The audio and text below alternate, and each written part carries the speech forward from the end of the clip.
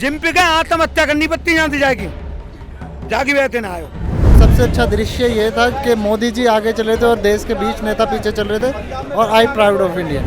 बहुत अच्छा हुआ मैम, दिल खुश हो गया मैम। मतलब पूरे दुनिया पूरे वर्ल्ड में मैम हमारे इंडिया का नाम ऊंचा हुआ है। मैंने तो आखिर अपने जीवन में पहली बार देखा है कि पूरे विश्व को भारत की वाह करते हुए, नहीं वरना अपने जीवन में कभी ऐसा नहीं देखा। देखो कामयाबी जी चीन के मोहब्बत तमाशो है, चीन जाते डाउन हो गो।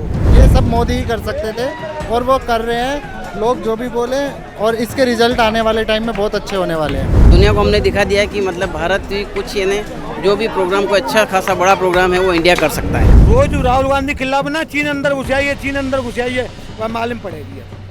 ये चीने डाउन करवे जो चीन तुका अमेरिका के बाद में और रूस के बाद शक्तिशाली देश बनो तीसरे नंबर को, अब मालूम पड़ेगा। प्रधानमंत्री जी की यही खासियत है, वो पता नहीं क्या कर देते हैं, ऐसा चमत्कार कर देते हैं कि जो सब कुछ बदल जाता है। पाकिस्तान एक अरब डॉलर के लिए तो भीख मांगता फिर रहा सब जगह। पाकिस्तान को बुलाने कोई मतलब नहीं।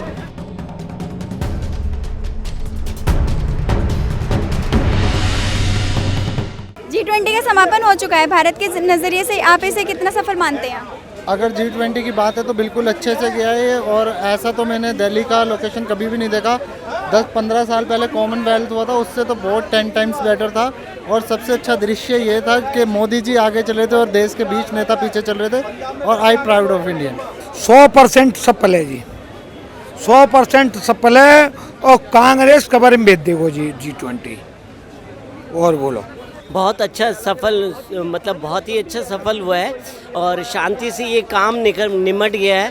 कहते हैं ना हमारे घर में कोई कार्य होता है तो कहते हैं विभिन्न बाधाएं आती हैं, तो विभिन्न बाधाएं सब निपुण हो गई हैं, सब कुछ अच्छी तरह संपन्न हुआ है और पूरे विश्व में भारत का नाम रोशन हुआ। G20 खत्म हो चुका है, भारत के नज़रिए से आप इसे कितना सफल मानते हैं? 100% भारत के लिए बहुत बड़ा अचीवमेंट है ये। सबसे बड़ी बात है कि भारत अभी विकासशील देश है, विकसित देश नहीं है। और इसने जो G20 करवाया है उसमें जो 90% जो देश है वो विकसित देश है, तो भारत के लिए बहुत बड़ी बात है। और इतने बड़े देश में इतने बड़े जनसंख्या में इतना सक्सेसफुल आयोजन करना अपने आप में ही बहुत बड़ी चीज़ है। बहुत अच्छा हुआ मैम, दिल खुश हो गया मैम। मतलब पूरे दुनिया पूरे वर्ल्ड में मैम हमारे इंडिया का नाम ऊंचा हुआ है मोदी जी की वजह से। मोदी जी का ये थैंक यू है हमारे लिए। हम तो 3 दिन उन्होंने बोले था ना घर से बाहर नहीं निकलना, हम तो मैम 3 दिन हम घर से बाहर नहीं निकल के देखा। 3 दिन हमने घर से बाहर निकल के नहीं देखा, हमने सिर्फ फ़ोन पे टीवी पे यही देखते रहे कि मोदी जी ने बहुत अच्छा काम किया और हमारे देश के लिए काम किया और लोगों को जो बेरोजगार है उनके लिए रोज़गार मिलेगा। और हमें क्या चाहिए, जैसे हम बेरोजगार हैं हमारे लिए वो कर रहे हैं, किसी और के लिए तो नहीं कर रहे ना। अच्छी बात है मैम, दिल से सपोर्ट है। मैं खुश भी हूँ और नहीं भी हूँ, क्योंकि अभी उन्होंने जो भी किया है ना उससे मैं खुश नहीं हूँ। पर बाकी कंट्री के लोग जो आए हैं, प्रेसिडेंट्स वगैरह आए हैं, उनके साथ उनकी जो मीटिंग्स हुई है वो बहुत सक्सेसफुल रही है, तो उसके लिए हम बहुत खुश हैं। G20 भारत की एक बहुत बड़ी सफलता है, देश का मान बढ़ा है इससे। देश दुनिया की जो 40 कंट्रीज़ के जो रिप्रेजेंटेटिव आए थे उससे भारत का मान बढ़ा है और इन्वेस्टमेंट भी इससे बहुत ज़्यादा होगा। दुनिया को हमने दिखा दिया कि मतलब भारत भी कुछ यानी जो भी प्रोग्राम को अच्छा खासा बड़ा प्रोग्राम है वो इंडिया कर सकता है, ये हमने दुनिया को दिखा दिया है। और इतना अच्छा मैनेजमेंट अभी ब्राज़ील को दिया है, नेक्स्ट टाइम मोदी जी ने G20 की मीटिंग का ब्राज़ील को दिया है। ब्राज़ील वालों ने भी ये बोला हम भी ऐसा करने की कोशिश करेंगे, आपके जैसा प्रोग्राम करने की कोशिश करेंगे। बहुत अच्छे से मैनेज किया है इसको। देखो G20 का जो समापन हुआ है वो बहुत ही अच्छा हुआ है और ये वर्ल्ड में ना हमारे पूरी दुनिया में हमारे भारत के प्रधानमंत्री ने इस देश का नाम रोशन कर दिया। और मैं ये समझता हूँ कि मैंने तो आखिर अपने जीवन में पहली बार देखा है कि पूरे विश्व को भारत की वाह करते हुए, नहीं वरना अपने जीवन में कभी ऐसा नहीं देखा। जो मोदी जी ने भारत का नाम रोशन किया है वो स्वर्णाक्षरों में लिखा जाएगा, इसमें कोई संदेह नहीं है। G20 में अफ्रीका यूनियन को शामिल करना प्रधानमंत्री की मोदी कितनी बड़ी कामयाबी है? देखो कामयाबी जी चीन के मोहब्बत तमाशो है, चीन जाते डाउन हो गो। रोज राहुल गांधी खिलाफ ना चीन अंदर घुसाइए, चीन अंदर घुसाइए, वह मालूम पड़ेगी। अब ये चीने डाउन करवे जो चीन तुका अमेरिका के बाद में और रूस के बाद शक्तिशाली देश बनो तीसरे नंबर को, अब मालूम पड़ेगी क्या। बिल्कुल है, इस पे एक समझौता भी हुआ है और बिल्कुल ये सब मोदी ही कर सकते थे और वो कर रहे हैं। लोग जो भी बोले और इसके रिजल्ट आने वाले टाइम में बहुत अच्छे होने वाले हैं। ये बहुत बड़ी कामयाबी, क्योंकि इसका बहुत टाइम से इसकी मांग चल रही थी कि अफ्रीकी देशों को भी शामिल किया जाए इसमें। अफ्रीकी देशों को शामिल करने की पहल सबसे पहले अभी मोदी जी ने करी और अपनी यहाँ प्रोग्राम था ये समिट हमारे यहाँ थी, तो मोदी जी ने कहा कि हमारे यहाँ समिट हो रही है, तो विश्व के नेता सभी आए हुए थे, इनको बोला कि इसको शामिल किया जाए। उन लोगों ने सबने मोदी जी की बात मानी। इससे ये भी पता चलता है कि हमारी कितनी वैल्यू है, मोदी जी के आने के बाद भारत की कितनी वैल्यू, क्योंकि उनकी एक डिमांड पे, उनके एक कहने पे सभी देश सहमत हो गए। बहुत बड़ी कामयाबी, बहुत सालों से लगे थे। अफ्रीकन कंट्री में होता क्या कि बहुत छोटे छोटे कंट्री यहाँ होते हैं, वो हमेशा विकासशील है। मेन उनका ना जो बिजनेस तो है नहीं कुछ, वो खेती पर। जो बड़ी कंट्री है ना, उनके पास वो जा ही नहीं पाते थे, यूएस से बात ही नहीं करते थे। लेकिन मोदी जी ने उनकी प्रॉब्लम को समझा पहले, और मोदी जी ने अपने से ज़्यादा उनको महत्व दिया और उनको अपने साथ सम्मिलित किया। इससे ये बेनिफिट होगा, जो हमारा फूड का जो चैन है, जो अनाज का है, वो बहुत सक्सेसफुली होगा। क्योंकि अफ्रीकन कंट्री में ना जमीन लैंड अच्छा है, उससे ना पूरी दुनिया में ना आपका ये फूड का जो काम है ना, वो काफ़ी सक्सेसफुली होगा। बहुत बड़ी कामयाबी है।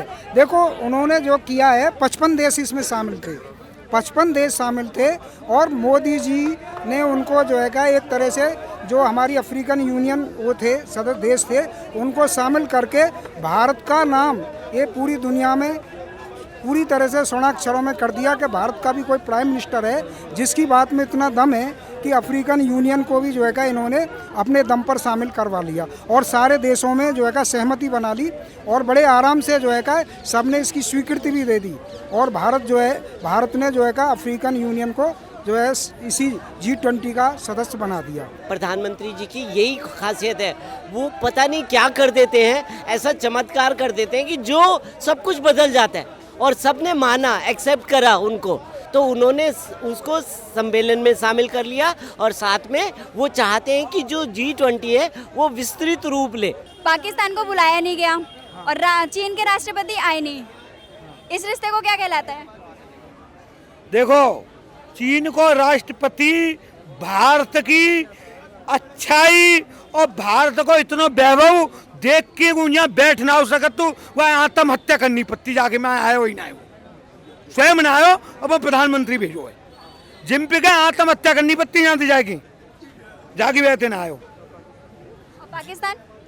पाकिस्तान बुलाया ना गए, पाकिस्तान बुलाया ना गए।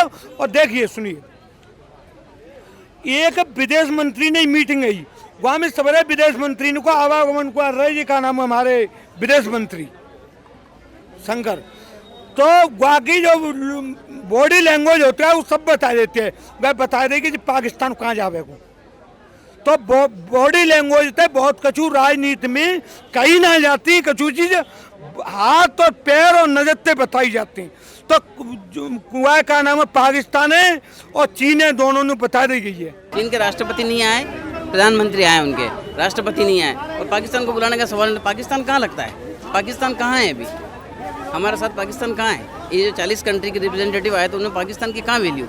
पाकिस्तान $1 अरब के लिए तो भीख मांगता फिर रहा सब जगह, पाकिस्तान को बुलाने कोई मतलब नहीं।